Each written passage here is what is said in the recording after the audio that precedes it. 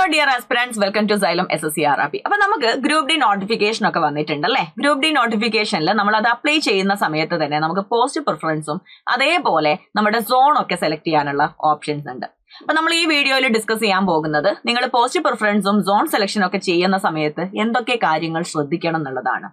അതിൽ തന്നെ ആദ്യം നമുക്ക് പോസ്റ്റ് പ്രിഫറൻസിലോട്ട് വരാം. പോസ്റ്റ് പ്രിഫറൻസിൽ നമ്മൾ ശ്രദ്ധിക്കേണ്ട കാര്യങ്ങൾ, അതായത് നമ്മൾ ഏത് ഓർഡറിലാണോ പോസ്റ്റ് പ്രിഫറൻസ് കൊടുക്കുന്നത്, അപ്പൊ നമ്മൾ ഫൈനലി അതിലോട്ട് കൺസിഡർ ചെയ്യുമ്പോഴും സെയിം ഓർഡറിൽ തന്നെ ഇപ്പൊ നമുക്ക് സ്കൂളിലൊക്കെ അലോട്ട്മെന്റ് നടക്കുന്ന സെയിം പ്രോസസ് ആണ് ഇവിടെ നടക്കുക. അപ്പൊ നിങ്ങൾ ഫസ്റ്റ് ഓപ്ഷൻ കൊടുത്തത് അതിന് നിങ്ങൾ ഓക്കെ ആണെങ്കിൽ, നിങ്ങളുടെ കട്ട് ഓഫ് അത് ക്ലിയർ ചെയ്യുന്നതാണെങ്കിൽ നിങ്ങൾ എന്ത് ചെയ്യും? ഓഫ് കോഴ്സ് അതിൽ നിങ്ങൾക്ക് കിട്ടും. അത് കഴിഞ്ഞിട്ട് അല്ലെങ്കിൽ ആ കട്ട് ഓഫ് ക്ലിയർ ചെയ്യുന്നതല്ലെങ്കിൽ മാത്രമേ അടുത്തയിലോട്ട് നിങ്ങൾ എന്ത് ചെയ്യുള്ളൂ? പരിഗണിക്കുള്ളൂ. അപ്പൊ തീർച്ചയായിട്ടും നിങ്ങൾ ഇപ്പൊ കൊടുക്കുന്നതിൽ വളരെയധികം എന്ത് ചെയ്യണം? ഇമ്പോർട്ടൻസ് കൊടുക്കേണ്ടതുണ്ട്. ഇതൊരു തവണ കൊടുത്തു കഴിഞ്ഞാൽ ഒരിക്കലും നിങ്ങൾക്ക് എന്ത് ചെയ്യാൻ പറ്റില്ല, മാറ്റാൻ കഴിയില്ല എന്നുള്ളത് മനസ്സിലാക്കാം. അപ്പൊ എന്തൊക്കെ കാര്യങ്ങളാണ് പോസ്റ്റ് പ്രിഫർ ചെയ്യുന്ന സമയത്ത് നിങ്ങൾ ശ്രദ്ധിക്കേണ്ടത്? ഒന്നാമത്തത്, ആ ജോലിയുടെ സ്വഭാവം മനസ്സിലാക്കണം. നിങ്ങൾ ചെയ്യാൻ പോകുന്ന ജോലി ഏത് തരത്തിലുള്ളതാണ്, നിങ്ങൾക്ക് ചെയ്യാൻ പറ്റുന്നതാണോ എന്നുള്ള കാര്യങ്ങൾ മനസ്സിലാക്കാം. രണ്ടാമത്തത്, അതിന്റെ പ്രൊമോഷൻ സാധ്യതകൾ എന്തൊക്കെ, അതായത് നമ്മളൊരു കരിയർ ആയിട്ട് നമുക്കത് ബിൽഡ് ചെയ്ത് കൊണ്ടുവരാൻ പറ്റുന്നതാണോ, ഭാവിയിലോട്ട് നമുക്ക് എവിടെ വരെ എത്താൻ സാധിക്കും എന്നുള്ള കാര്യങ്ങൾ മനസ്സിലാക്കാം. മൂന്നാമത്തത് ആൻഡ് വളരെ ഇമ്പോർട്ടന്റ് ആയിട്ടുള്ളതാണ് അതിന്റെ ഫിസിക്കൽ പാരാമീറ്റേഴ്സ്. എങ്ങനെയുള്ള ആൾക്കാർക്കൊക്കെ അത് ശരിക്കും ആ ഒരു ജോലി ആപ്റ്റ് ആണ്. അതിൽ തന്നെ പറയുന്നുണ്ട്, ഇപ്പം വിഷ്വലി ഇമ്പയർഡ് ആയിട്ടുള്ള അല്ലെങ്കിൽ എന്തെങ്കിലും കാഴ്ചക്ക് എന്തെങ്കിലും പ്രശ്നമുള്ള ആൾക്കാരോ അല്ലെങ്കിൽ കണ്ണട വെക്കുന്ന ആൾക്കാർക്കൊക്കെ ചില പോസ്റ്റുകൾ എന്ത് ചെയ്യില്ല, പറ്റില്ല. അപ്പൊ നമ്മളത് മനസ്സിലാക്കാതെ അപ്ലൈ ചെയ്ത് കഴിഞ്ഞാൽ നിങ്ങൾ ഫൈനലി നിങ്ങളെല്ലാം സെലക്ടഡ് ആയിട്ട് നിങ്ങൾക്ക് മെഡിക്കൽ ഔട്ട് ആയി കഴിഞ്ഞാൽ നിങ്ങൾക്ക് ഒരു ജോലിയും കിട്ടാത്ത സിറ്റുവേഷൻ വരും. അപ്പൊ എപ്പോഴും എന്ത് ചെയ്യാം, നമുക്ക് പറ്റുന്നത് മാത്രം ഫസ്റ്റ് പ്രിഫറൻസും സെക്കൻഡ് പ്രിഫറൻസും ഒക്കെ കൊടുക്കുക. വേണമെങ്കിൽ ലാസ്റ്റ് നിങ്ങൾ ഏത് കൊടുത്താലും പ്രശ്നമില്ല, കാരണം അത് കിട്ടിയിട്ടില്ലെങ്കിൽ കിട്ടൂല എന്ന് അത് നമുക്ക് ഉറപ്പാണ്, പ്രശ്നമില്ല. പക്ഷെ കിട്ടിയാൽ ലക്കുവാണ്. എന്നാൽ ആദ്യം കൊടുക്കുന്ന പ്രിഫറൻസ് എല്ലാം തന്നെ നമുക്ക് ഉറപ്പായിട്ട് നമുക്ക് അപ്ലൈ ചെയ്യാൻ പറ്റുന്ന പോസ്റ്റുകളിലേക്ക് മാത്രമാണെന്ന് ഉറപ്പിച്ചിട്ട് മാത്രം കൊടുക്കുക. അപ്പൊ ഇങ്ങനത്തെ കുറച്ച് കാര്യങ്ങളാണ് നമ്മൾ ഈ ഒരു വീഡിയോയിൽ ഡിസ്കസ് ചെയ്യാൻ പോകുന്നത്. അതിൽ ഫസ്റ്റ് തന്നെ നമുക്ക് എന്ത് നോക്കാം, ഓരോ പോസ്റ്റുകൾ ഏതൊക്കെയാണ്, ആ പോസ്റ്റുകളുടെയൊക്കെ സ്വഭാവങ്ങൾ എങ്ങനെയാണെന്നൊക്കെ നോക്കാം. അപ്പൊ ഇതാണ് ഈ വർഷം നമുക്ക് വിളിച്ചിരിക്കുന്ന പോസ്റ്റുകളും അതിലേക്ക് എത്ര എണ്ണം വരുന്നുണ്ടെന്നൊക്കെ ഉള്ളത് നിങ്ങൾക്ക് ഇവിടെ കാണാൻ സാധിക്കും. മെയിൻലി നമുക്ക് ഇതിനെ മൂന്നായിട്ട് ക്ലാസിഫൈ ചെയ്യാം. അതായത് ട്രാക്ക് മെയിൻറ്റൈനർ പോസ്റ്റും പോയിന്റ്സ്മാൻ പോസ്റ്റും പിന്നെ ഉള്ളതൊക്കെ ഡിഫറെന്റ് ഡിപ്പാർട്ട്മെന്റിലോട്ട് വരുന്ന അസിസ്റ്റന്റ് പോസ്റ്റുകളാണ്. നമുക്ക് അത് ഓരോന്നായിട്ട് നോക്കാം. ഇതിൽ ഏറ്റവും കൂടുതൽ വേക്കൻസി വരുന്നത്, ഇതിലെ ഒരു പകുതിയോളം വേക്കൻസി വരുന്നത് ട്രാക്ക് മെയിൻറ്റൈനർ എന്ന് പറയുന്ന പോസ്റ്റിലാണ്. അത് കഴിഞ്ഞാൽ പിന്നെ പോയിന്റ്സ്മാന്, ബാക്കിയുള്ളത് നമ്മൾ ഈ അസിസ്റ്റന്റ് പോസ്റ്റുകളിലായിട്ട് എന്ത് ചെയ്തിട്ടുണ്ട്, ഡിവൈഡ് ചെയ്ത് വരുന്നുണ്ട്. അപ്പൊ ഇതിൽ ഓരോ പോസ്റ്റുകളുടെയും സ്വഭാവം എങ്ങനെയാണ്, എന്തൊക്കെയാണ് ജോലി, ആ ഒരു വർക്ക് ഉണ്ടായിരിക്കുക എന്നുള്ള കാര്യങ്ങൾ നമുക്ക് നോക്കാം. ഫസ്റ്റ് തന്നെ ട്രാക്ക് മെയിൻറ്റൈനർ. പേരിൽ പറയുന്നത് പോലെ തന്നെ ട്രാക്ക് മെയിൻറ്റെയിനിങ്ങുമായിട്ട് റിലേറ്റഡ് ആയിട്ടുള്ള ഒരു പോസ്റ്റ് ആണ്. നമ്മൾ ട്രാക്കിന്റെ ഒക്കെ പെട്രോളിംഗ് നടക്കുക. അതായത് പെട്രോളിംഗ് എന്ന് പറയുമ്പോൾ അത് എന്തെങ്കിലുമൊക്കെ പ്രശ്നങ്ങൾ ഉണ്ടോ, ട്രാക്കിൽ വിള്ളലുകളോ കാര്യങ്ങളോ ഒക്കെ ഉണ്ടോ, അങ്ങനെയുള്ളതൊക്കെ നോക്കുക. ഏതെങ്കിലും ട്രാക്കിന് എന്തെങ്കിലും അറ്റകുറ്റപ്പണികൾ ചെയ്യാനുണ്ടോ, അങ്ങനെയുള്ള കാര്യങ്ങളൊക്കെ നോക്കുക എന്നുള്ളതാണ് മെയിൻലി ട്രാക്ക് മെയിൻറ്റൈനറുടെ ജോലി വരുന്നത്. അപ്പം ഏകദേശം ഫുൾ ടൈം നമ്മൾ എന്തായിരിക്കണം, ഈ പുറത്ത് തന്നെ അല്ലെ, ഫീൽഡിൽ തന്നെയാണ് നമുക്ക് വർക്ക് വരുന്നത്. മഴയത്താണെങ്കിലും വെയിലത്താണെങ്കിലും ഒക്കെ നമ്മൾ പണിയെടുക്കേണ്ടി വരും. അതിനനുസരിച്ചുള്ള ഒരു ഫിസിക്കൽ കപ്പാസിറ്റി ഉള്ള ആളുകൾ ഓഫ് കോഴ്സ് ഇത് ചൂസ് ചെയ്യുന്നതായിരിക്കും നല്ലത്. ഓക്കെ, ആര് തന്നെ ആണെങ്കിലും നമുക്ക് പറ്റുന്നതാണോ നോക്കാം. അത്രയും ഫിസിക്കൽ ആയിട്ടുള്ള ഒരു കപ്പാസിറ്റി ഉള്ള ആളുകൾക്ക് ഇത് ചൂസ് ചെയ്യുന്നതായിരിക്കും നല്ലത്. അത്യാവശ്യം ശാരീരിക ക്ഷമത വേണ്ട ഒരു ജോലിയാണ്. ഏറ്റവും കൂടുതൽ വേക്കൻസി വരുന്നത് ട്രാക്ക് മെയിൻറ്റൈനറിനാണെന്ന് മനസ്സിലാക്കാം. ഓക്കെ, അപ്പൊ നമ്മൾ അപ്ലൈ പ്രിഫറൻസ് കൊടുക്കുമ്പോൾ ഏറ്റവും കൂടുതൽ വേക്കൻസി ഉള്ളതിലോട്ട് കൊടുക്കണം എന്നൊന്നുമില്ല. കാരണം നമ്മുടെ മാർക്ക് അനുസരിച്ചാണ് നമ്മളെ അലോട്ട്മെന്റിലോട്ട് അവർ സെലക്ട് ചെയ്യുന്നത്. അപ്പൊ നിങ്ങൾ അങ്ങനെയല്ല നോക്കേണ്ടത്, വേക്കൻസി വൈസ് അല്ല ഒരിക്കലും നോക്കേണ്ടത്. അത് നമുക്ക് ആപ്റ്റ് ആണോ എന്നുള്ളതിൽ തന്നെ പ്രിഫറൻസ് കൊടുക്കാം. ഓക്കെ, അപ്പൊ നിങ്ങൾ പ്രിഫറൻസ് കൊടുക്കുന്നത് വേക്കൻസി കുറവുള്ളതാണെങ്കിലും അതിന് നിങ്ങൾ ക്വാളിഫൈ അല്ലെങ്കിലും നിങ്ങൾ അടുത്തയിലോട്ട് അവർ പരിഗണിച്ചോളൂ. അപ്പൊ അത് നിങ്ങൾ ബോധർ ചെയ്യേണ്ട ആവശ്യം വരുന്നില്ല. നെക്സ്റ്റ് പോസ്റ്റ് എന്ന് പറയുന്നത് പോയിന്റ്സ്മാൻ. അത്യാവശ്യം നമുക്ക് എന്താ പറയാ, ഈ ഒരു ഉള്ള ജോലികളിലൊക്കെ അത്യാവശ്യം നല്ല ഡിമാൻഡ് ഉള്ള ഒരു പോസ്റ്റാണ് പോയിന്റ്സ്മാൻ എന്ന് പറയുന്നത്. ഇതിന്റെ ഏറ്റവും വലിയ പ്രത്യേകത നമുക്ക് നമ്മുടെ ഒരു എന്താ പറയാ എക്സ്പീരിയൻസ് വൈസ് നമ്മുടെ പ്രൊമോഷൻ വരികയാണെങ്കിൽ തന്നെ സ്റ്റേഷൻ മാസ്റ്റർ വരെയൊക്കെ ആവാനുള്ളൊരു സാധ്യത ഉള്ളൊരു പോസ്റ്റാണ്. അപ്പൊ ഇതിന്റെ ഒരു നേച്ചർ എന്ന് പറയുന്നത് നമുക്ക് ട്രാക്ക് സ്വിച്ച് ചെയ്യാം. അതേപോലെ തന്നെ ഷണ്ടിങ്ങിന്റെ സമയത്ത് അസിസ്റ്റന്റ് സ്റ്റേഷൻ മാസ്റ്ററെ ഹെൽപ്പ് ചെയ്യുക, സിഗ്നൽസ് മാനേജ് ചെയ്യുക, ഈ ഒരു ട്രെയിനിന് പോകാനും വരാനുള്ള സിഗ്നൽസ് മാനേജ് ചെയ്യുക. ഇങ്ങനെയുള്ള കുറച്ച് കാര്യങ്ങളാണ് ഇവിടെ വരുന്നത് പോയിന്റ്സ്മാനിൽ വരുന്നത്. അപ്പൊ ഇതിന്റെ ഏറ്റവും വലിയ പ്രത്യേകത എന്ന് പറയുന്നത് തന്നെ നമുക്ക് ഞാൻ നേരത്തെ പറഞ്ഞതുപോലെ സ്റ്റേഷൻ മാസ്റ്റർ ആവാൻ വരെ സാധ്യതയുള്ള ജോലിയാണ്. പിന്നെ വലിയ രീതിയിൽ നമുക്ക് എന്ത് വരുന്നില്ല, ഫിസിക്കൽ ആക്ടിവിറ്റീസും കാര്യങ്ങളൊന്നും വരുന്നില്ല. താരതമ്യേന കുറച്ചും കൂടെ എളുപ്പമുള്ള ഒരു ജോലിയാണ് പോയിന്റ്സ്മാൻ. അത്യാവശ്യം നല്ലൊരു പിന്നീട് ഭാവിയിലോട്ടും അത്യാവശ്യം സാധ്യതകളുള്ള ഒരു പോസ്റ്റാണ് പോയിന്റ്സ്മാൻ എന്നുള്ളത് മനസ്സിലാക്കാം. നെക്സ്റ്റ് അത് കഴിഞ്ഞ് അസിസ്റ്റന്റ് SNT. അസിസ്റ്റന്റ് SNT എന്ന് പറഞ്ഞാൽ സിഗ്നൽസ് ആൻഡ് ടെലികമ്മ്യൂണിക്കേഷൻ ഡിപ്പാർട്ട്മെന്റിലുള്ള അസിസ്റ്റന്റ് പോസ്റ്റ്. ഞാൻ പറഞ്ഞു ഇനി അങ്ങോട്ടേക്ക് അസിസ്റ്റന്റ് പോസ്റ്റുകളാണ് ഡിഫറെന്റ് ആയിട്ട്, അത് ഓരോ ഡിപ്പാർട്ട്മെന്റിലോട്ട്. അപ്പൊ ആ ഡിപ്പാർട്ട്മെന്റിന്റെ സ്വഭാവം അനുസരിച്ചാണ് ആ ഒരു പോസ്റ്റിലോട്ടുള്ള നമ്മുടെ നാച്ചുർ വരുന്നത്. അപ്പം സിഗ്നൽ ആൻഡ് ടെലികമ്മ്യൂണിക്കേഷൻ എന്ന് പറഞ്ഞാൽ പൊതുവെ വലിയ ബുദ്ധിമുട്ടില്ലാത്തത് തന്നെയാണ്. ഇവിടെ മെയിൻ ആയിട്ട് വരുന്ന ജോലി എന്ന് പറയുന്നത് നമുക്ക് maintaining, cleaning and painting, signalling and communication gears, അതേപോലെ തന്നെ സേഫ്റ്റി എൻഷുർ ചെയ്യാം, എറർ ഫ്രീ ആയിട്ടുള്ള ട്രെയിൻ ഓപ്പറേഷൻസ്. കുറച്ചും കൂടെ നമ്മൾ എന്തായിരിക്കണം, അലേർട്ട് ആയിരിക്കണം. കാരണം ട്രെയിനിന്റെ ഓപ്പറേഷൻസ് എന്ന് പറയുന്നത് പൊതുവെ റെയിൽവേയിൽ വരുന്ന എല്ലാ ജോലിയിലും നമുക്കൊരു അലേർട്ട് ആയിരിക്കണം നമ്മൾ. കാരണം ഈ ട്രെയിന് പോകുന്നതും വരുന്നതും ഒക്കെ ആകുമ്പോൾ അപകടങ്ങളൊക്കെ ഇല്ലാത്ത രീതിയിൽ അത് കൊണ്ടുപോകാന്നുള്ളത് എല്ലാവരുടെയും കൂടെ പൂർണ്ണമായിട്ടുള്ള ഒരു എല്ലാവരും കൂടെ വരുന്ന ഒരു ഉത്തരവാദിത്തമാണ്. അപ്പൊ ആ ഒരു ഇമ്പോർട്ടൻസ് നമ്മൾ ഇവിടെ കൊടുക്കേണ്ടതുണ്ട്. എന്നത് വെച്ചാൽ വലിയ അധികം റിസ്ക് ഇല്ലാത്ത രീതിയിലുള്ള ഒരു ജോലിയാണ് സിഗ്നൽ ആൻഡ് ടെലികമ്മ്യൂണിക്കേഷനിൽ വരുന്നത്. Next assistant TL and AC. TL എന്ന് പറഞ്ഞാൽ നമ്മുടെ ട്രെയിൻ ലൈറ്റ് ഉണ്ടല്ലോ, അതാണ് അതിന്റെ ചുരുക്കരൂപമാണ് train light, TL and AC. അതായത് നമ്മുടെ കോച്ചിലുള്ള ഇലക്ട്രിക് സിസ്റ്റംസ് മെയിൻറ്റെയിൻ ചെയ്യുക, അതിനെന്തെങ്കിലുമൊക്കെ റിപ്പയറും കാര്യങ്ങളും വരുന്നുണ്ടെങ്കിൽ അതൊക്കെ ചെയ്യാം. നമ്മൾ തന്നെ എവിടെയെങ്കിലും പോകുന്ന സമയത്ത് നമുക്ക് പ്ലഗ് പോയിന്റോ അല്ലെങ്കിൽ ലൈറ്റോ അല്ലെങ്കിൽ AC ഫാനോ ഒക്കെ വർക്ക് ചെയ്യാത്ത സമയത്ത് നമ്മളെ അസിസ്റ്റ് ചെയ്യാൻ ഒരാളെ വിളിക്കല്ലോ. അപ്പൊ ആ ഒരു ജോലി അതൊക്കെ മെയിൻറ്റെയിൻ ചെയ്ത് കൊണ്ടുപോവുക, റിപ്പയർ ഒക്കെ ചെയ്യുക എന്നുള്ളതാണ് അസിസ്റ്റന്റ് TL ആൻഡ് ACയുടെ വർക്ക് വരുന്നത്. Next assistant carriage and wagon എന്ന് പറഞ്ഞാൽ കോച്ച് റിലേറ്റഡ് ആയിട്ടുള്ള, അതായത് കോച്ചിന്റെ മെയിൻ്റെനൻസ്, അതിന്റെ ക്ലീൻനെസ്, അങ്ങനത്തെ സേഫ്റ്റി കാര്യങ്ങളൊക്കെ ഇൻസ്പെക്ട് ചെയ്യുക, അതൊക്കെ സൂപ്പർവൈസ് ചെയ്യുക, അത് ഇൻസ്പെക്ഷൻ ഒക്കെ ചെയ്തിട്ട് അത് പ്രോപ്പറായിട്ട് മെയിൻറ്റെയിൻ ചെയ്ത് പോകുന്നുണ്ടോ എന്നുള്ള കാര്യങ്ങളും, അതേപോലെ പാസഞ്ചേഴ്സിന്റെ പ്രശ്നങ്ങളൊക്കെ കേട്ട് അതൊക്കെ പരിഹരിക്കുക, അങ്ങനെയുള്ള കാര്യങ്ങളാണ് ഈ ഒരു കാരിയേജ് ആൻഡ് വാഗണിന്റെ അസിസ്റ്റന്റ് ഡിപ്പാർട്ട്മെന്റിൽ വരുന്ന ജോലികൾ എന്ന് പറയുന്നത്. നെക്സ്റ്റ് വരുന്നത് അസിസ്റ്റന്റ് TRD എന്നുള്ളതാണ്. അസിസ്റ്റന്റ് TRD എന്ന് പറയുമ്പോൾ നമുക്ക് ഓവർഹെഡ് എക്യുപ്മെന്റിന്റെ OHE അഥവാ ഓവർഹെഡ് എക്യുപ്മെന്റിന്റെ അത് റിലേറ്റഡ് ആയില്ല അതിന്റെ മെയിൻ്റെനൻസും റിപ്പയറും. അതായത് ഈ ഓവർഹെഡ് എക്യുപ്മെന്റ് എന്ന് പറഞ്ഞാൽ നമ്മൾ ഈ റെയിൽവേ സ്റ്റേഷന്റെ പരിസരത്തൊക്കെ ആയിട്ട് കാണാമല്ലോ, വലിയ നെറ്റ്വർക്ക് അല്ലെ, ഈ കറണ്ടിന്റെ കേബിളും കാര്യങ്ങളൊക്കെ. അപ്പൊ അതിന്റെ മെയിൻ്റെനൻസും റിപ്പയറിംഗും ആണ്. ഇതിൽ നിന്നാണ് നമുക്കറിയാം ട്രെയിനിന് മൂവ് ചെയ്യാനുള്ള അല്ലെ, ട്രെയിൻ ഓടിക്കാൻ ആവശ്യമായിട്ടുള്ള കറണ്ട് നമുക്ക് വരുന്നത് ഈ ഒരു OHE എന്നാണ്, ഓവർഹെഡ് എക്യുപ്മെന്റ് എന്നാണ്. അപ്പൊ അത് റിലേറ്റഡ് ആയുള്ള പ്രശ്നങ്ങളും കാര്യങ്ങളൊക്കെ പരിഹരിക്കുക എന്നുള്ളതാണ് അസിസ്റ്റന്റ് TRDയുടെ ജോലി എന്ന് പറയുന്നത്. അപ്പൊ ഇദ്ദേഹമാണ് നമ്മുടെ SSC അഥവാ സീനിയർ സെക്ഷൻ എഞ്ചിനീയർ അസിസ്റ്റ് ചെയ്യാന്നുള്ള ജോലി വരുന്നത് അസിസ്റ്റന്റ് TRDക്കാണ് കേട്ടോ. അസിസ്റ്റന്റ് TRDയുടെ ഒരു ജോബാണ്. ആൻഡ് ഓൾസോ ഇവിടെ ശ്രദ്ധിക്കേണ്ട ഒരു കാര്യം എന്ന് പറയുന്നത് നമുക്ക് ഈ ഒരു OHE എന്നൊക്കെ പറയുന്നത് ഹൈ വോൾട്ടേജ് ആയിട്ടുള്ള ലൈനൊക്കെയാണ്. അപ്പൊ അതുകൊണ്ട് തന്നെ അത്രയും നമുക്ക് എന്ത് ആയിരിക്കണം, ഒരു അലേർട്ട് ആയിരിക്കേണ്ട, ജാഗ്രത പാലിക്കേണ്ട ഒരു ജോലിയാണ് ഈ ഒരു അസിസ്റ്റന്റ് TRD എന്നുള്ളത് മനസ്സിലാക്കാം. നെക്സ്റ്റ് വരുന്നത് അസിസ്റ്റന്റ് ഓപ്പറേഷൻസ് ഇലക്ട്രിക്കൽ. അതായത് നമുക്കിവിടെ ഇതും എന്താണ്, ഈ ഒരു ensure electrical supply and assist the operation manager എന്നുള്ളതാണ്. അപ്പം OHEയിലാവുമ്പോൾ നമുക്ക് ട്രെയിനിന്റെ ഓടാൻ ആവശ്യമായിട്ടുള്ളതാണെങ്കിലും ഇവിടെ അതല്ലാതെയുള്ള ഇലക്ട്രിക്കൽ റിലേറ്റഡ് ആയിട്ടുള്ള അതിന്റെ സപ്ലൈയും കാര്യങ്ങളൊക്കെ എൻഷുർ ചെയ്യുക, അങ്ങനെയുള്ള കാര്യങ്ങൾ ഓപ്പറേഷൻ മാനേജർ അസിസ്റ്റ് ചെയ്യുക എന്നുള്ളതാണ് അസിസ്റ്റന്റ് ഓപ്പറേഷൻസിൽ വരുന്നത്. Next assistant bridge. ഇപ്പൊ ഈ ട്രെയിനൊക്കെ പോകുന്ന ബ്രിഡ്ജും കാര്യങ്ങളൊക്കെ ഉണ്ടാവല്ലോ, അതിന്റെ കൺസ്ട്രക്ഷൻ, മെയിൻ്റെനൻസ്, ഇൻസ്പെക്ഷൻ, ഇങ്ങനത്തെ കാര്യങ്ങൾ, ബ്രിഡ്ജ് റിലേറ്റഡ് ആയിട്ടുള്ള കാര്യങ്ങളൊക്കെ അതിന്റെ ഇപ്പൊ നിങ്ങളത് നോക്കിയാൽ മതി. ഇപ്പൊ ബ്രിഡ്ജ് എന്ന് പറയുമ്പോൾ തന്നെ നമുക്കറിയാം അത് ഏത് നേരം എന്തായിരിക്കണം, പുറത്തായിരിക്കണം അല്ലെ, നമ്മൾ അതിന്റെ മെയിൻ്റെനൻസും കാര്യങ്ങളും. അപ്പം നിങ്ങൾ പ്രിഫർ ചെയ്യുക, ഇതിലിപ്പോ നിങ്ങൾക്ക് ഉള്ളിലിരുന്നുള്ള വർക്ക് വേണോ പുറത്തുള്ള പോയിട്ടുള്ള ഫീൽഡ് ആയിട്ടുള്ള വർക്ക് വേണോ എന്നുള്ളത് നോക്കുക, ബുദ്ധിമുട്ടുണ്ടോ ഇല്ല എന്നുള്ളതൊക്കെ നിങ്ങൾ തന്നെ ഏകദേശം നിങ്ങൾക്ക് അസസ് ചെയ്യാൻ പറ്റുന്നതേ ഉള്ളൂ. അപ്പൊ അതൊക്കെയാണ് അസിസ്റ്റന്റ് ബ്രിഡ്ജിൽ വരുന്നത്. Next assistant track machine. Assistant track machine എന്ന് പറഞ്ഞാലും നമുക്ക് ഈ ട്രാക്ക് റിപ്പയറും അതേപോലെ തന്നെ ഇത് കണ്ട support the operation and maintenance of specialised machinery used for track repair, construction and upkeep. Track repair ചെയ്യുക, കൺസ്ട്രക്ട് ചെയ്യുക, അത് അപ്കീപ്പ് ചെയ്ത് കൊണ്ടുവരാന്നുള്ളതിൻ്റെയൊക്കെ അതിനൊക്കെ യൂസ് ചെയ്യുന്ന സ്പെഷ്യലൈസ്ഡ് ആയിട്ടുള്ള മെഷീനറി വസ്തുക്കളുടെ മെയിൻ്റെനൻസും ഓപ്പറേഷൻസിനെയൊക്കെ സപ്പോർട്ട് ചെയ്യുന്നതാണ് അസിസ്റ്റന്റ് ട്രാക്ക് മെഷീൻ ആയിട്ടുള്ള ആളുടെ ജോലി എന്ന് പറയുന്നത്.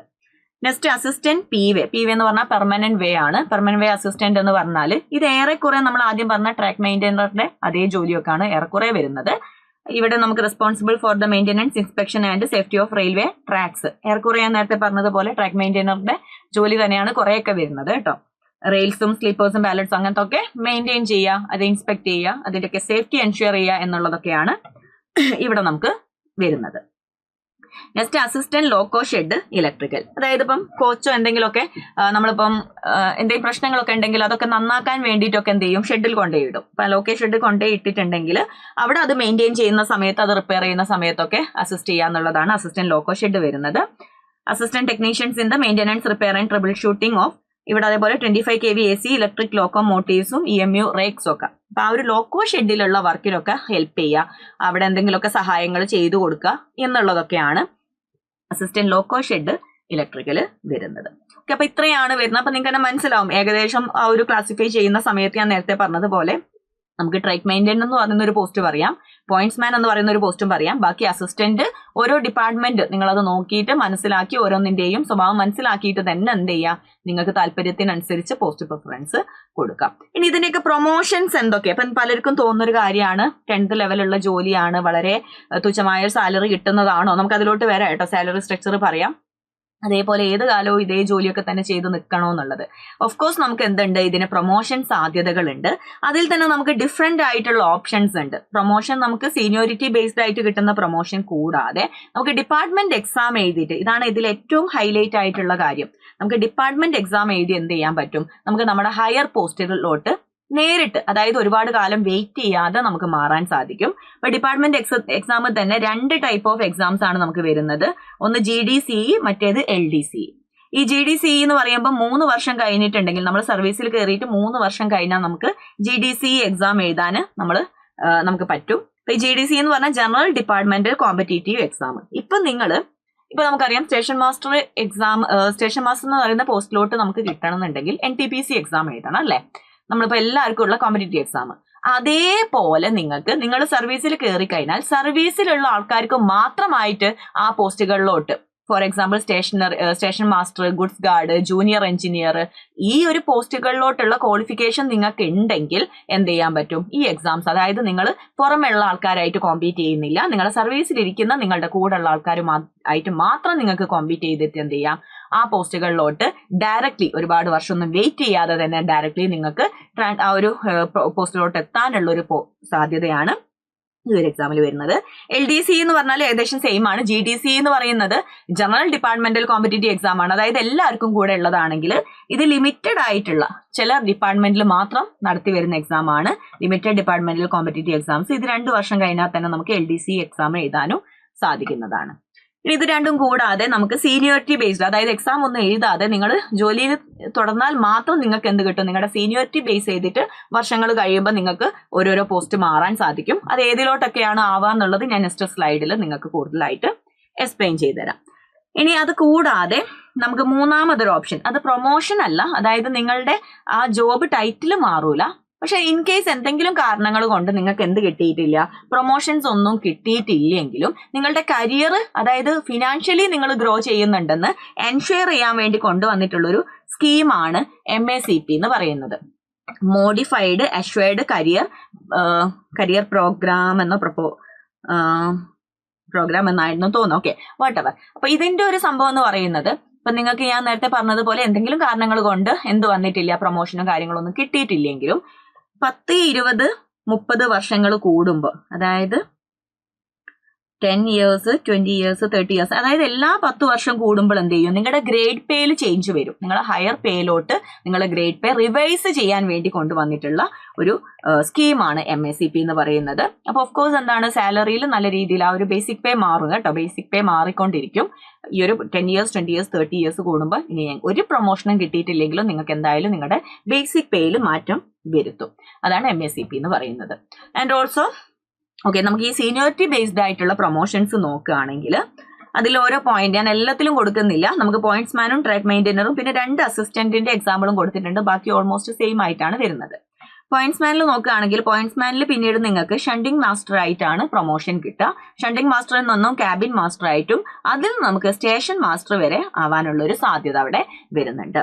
ആൻഡ് ട്രാക്ക് മെയിൻറ്റെയിനർ ആണെങ്കിൽ track maintainer grade 3, grade 2, grade 1 അങ്ങനെ പെർമനന്റ് വേയിൽ JE വരെ ജൂനിയർ എഞ്ചിനീയർ വരെ ആവാനുള്ള ഒരു സാധ്യത നിങ്ങൾക്ക് അവിടെ വരുന്നുണ്ട്. അസിസ്റ്റന്റ് SNT സിഗ്നൽ ആൻഡ് ടെലികമ്മ്യൂണിക്കേഷനിൽ അഗൈൻ ഇതേപോലെ technician grade 3, grade 2, grade 1 junior engineer വരെ ആവാം. സെയിം അസിസ്റ്റന്റ് വർക്ക്ഷോപ്പിലാണെങ്കിലും ടെക്നീഷ്യൻ ഗ്രേഡ് 3, ഗ്രേഡ് 2, ഗ്രേഡ് 1 ഞാൻ നേരത്തെ പറഞ്ഞ SSC സീനിയർ സെക്ഷൻ എഞ്ചിനീയർ വരെ നിങ്ങൾക്ക് ഇത് ആവാൻ സാധിക്കും. അങ്ങനെ അത് ഓരോ പോസ്റ്റിനും എന്ത് ചെയ്യുന്നുണ്ട്, നിങ്ങൾക്ക് ഇതേപോലെ നിങ്ങൾക്ക് പ്രൊമോഷൻ സാധ്യതകളും ഇതിൽ വരുന്നുണ്ട്. ആൻഡ് ഇതിന്റെ സാലറി സ്ട്രക്ചർ നോക്കുകയാണെങ്കിൽ നമുക്ക് ഗ്രൂപ്പ് ഡിയുടെ ബേസിക് പേ വരുന്നത് 18,000 ആണ്. അപ്പൊ അതുകൂടാതെ നമുക്ക് അതിന്റെ 50% എന്ത് വരുന്നുണ്ട്, ഡിയറൻസ് അലോവൻസ് DA വരുന്നുണ്ട്, അതേപോലെ HRA വരുന്നുണ്ട്, TA വരുന്നുണ്ട്. ഇതെല്ലാം കൂടെ ചേർന്നിട്ട് നിങ്ങൾക്ക് ഒരു അപ്രോക്സിമേറ്റ് 30,000 to 34,000 ഗ്രോസ് സാലറി ഉണ്ടായിരിക്കും. അതിൽ നിന്ന് NPS-ലും ഇൻഷുറൻസിലായിട്ടൊക്കെ പിടിച്ചിട്ട്, NPS എന്ന് പറഞ്ഞാൽ നാഷണൽ പെൻഷൻ സ്കീമാണ്, ഇൻഷുറൻസ് ഇതൊക്കെ നിങ്ങൾക്ക് ബെനിഫിറ്റ് ഉള്ള കാര്യങ്ങളാണ്. ഇതിലേക്കൊക്കെ പിടിച്ചിട്ട് നിങ്ങൾക്ക് ഇൻ ഹാൻഡ് എന്തുണ്ടാവും, ഒരു 28,000 to 35,000 ആണ്. സോറി, ഇത് ബേസിക് പേ ആയിരിക്കും. സോറി, ഇതിൽ ചെറിയ മിസ്റ്റേക്ക് ഉണ്ട്. ഡിഡക്ഷൻ ആണ് കേട്ടോ, ഇത് ഡിഡക്ഷൻ ആണ്. ഈ ഡിഡക്ഷൻ ഒക്കെ കഴിഞ്ഞിട്ട് നിങ്ങൾക്ക് 27,500 to 31,500, അതായത് ഒരു 28 to 32 വരെ നിങ്ങൾക്ക് ഇൻ ഹാൻഡ് അപ്രോക്സിമേറ്റ്ലി നിങ്ങളുടെ കയ്യിൽ കിട്ടും, എല്ലാ മാസവും കിട്ടുന്നുള്ളത് മനസ്സിലാക്കാം. അതുകൂടാതെ എല്ലാ വർഷവും എന്തുണ്ടാവും, നിങ്ങളുടെ സാലറിയിൽ ഇൻക്രിമെന്റ് എല്ലാ വർഷവും അതും ഉണ്ടായിരിക്കും കേട്ടോ. ഇത് കയറുമ്പോൾ ഒരു കേസാണ് പറഞ്ഞിരിക്കുന്നത്. ഇനി അത് കൂടാതെ ചില പോസ്റ്റുകൾക്ക് നിങ്ങൾക്ക് റിസ്ക് അലവൻസ്, ഇപ്പം കുറച്ചും കൂടെ ശാരീരികമായിട്ട് ബുദ്ധിമുട്ടുള്ള ജോലികൾ ഞാൻ നേരത്തെ പറഞ്ഞതുപോലെ ഉള്ളതിലൊക്കെ എന്തുണ്ടാവും, അതിൻ്റെതായിട്ടുള്ള റിസ്ക് അലവൻസ് ഉണ്ടാവും. അതേപോലെ നൈറ്റ് ഡ്യൂട്ടി വരുന്നതാണെങ്കിൽ നൈറ്റ് അലവൻസ് ഉണ്ടാവും, നൈറ്റ് ഡ്യൂട്ടി അലവൻസ് ഉണ്ടാവും, ട്രാവൽ അലവൻസ്. അത് ഓരോ ജോലിനെ അനുസരിച്ച് അതിന്റെ സ്വഭാവം അനുസരിച്ച് നിങ്ങൾക്ക് അലവൻസസും ഇതിന്റെ കൂടെ കിട്ടുന്നതായിരിക്കും. ഓക്കെ, ഇനി അടുത്ത് നമുക്ക് നോക്കാൻ പോകുന്നത് ഈ പറഞ്ഞതുപോലെ ഏകദേശം നിങ്ങൾക്ക് ഏതൊക്കെയാണ് താല്പര്യം എന്നുള്ളതൊക്കെ ഇതൊക്കെ വെച്ച് നിങ്ങൾക്ക് എന്ത് ചെയ്യാം, പ്രിഫറൻസ് ഏകദേശം സെറ്റ് ആക്കാം. ബട്ട് സ്റ്റിൽ ഒരു കാര്യം കൂടെ നിങ്ങൾ എന്ത് ചെയ്യണം, കൺസിഡർ ചെയ്യണം. നിങ്ങൾ അതിന് ആപ്റ്റ് ആണോ, ആ പോസ്റ്റിന് നിങ്ങൾ യോജിക്കുന്നുണ്ടോ, അല്ലെങ്കിൽ നിങ്ങൾ ആ പോസ്റ്റിന് ആവശ്യമായിട്ടുള്ള എല്ലാ പാരാമീറ്റേഴ്സും നിങ്ങൾക്കുണ്ടോ എന്നുള്ളതും കൂടെ എൻഷുർ ചെയ്യേണ്ടതുണ്ട്.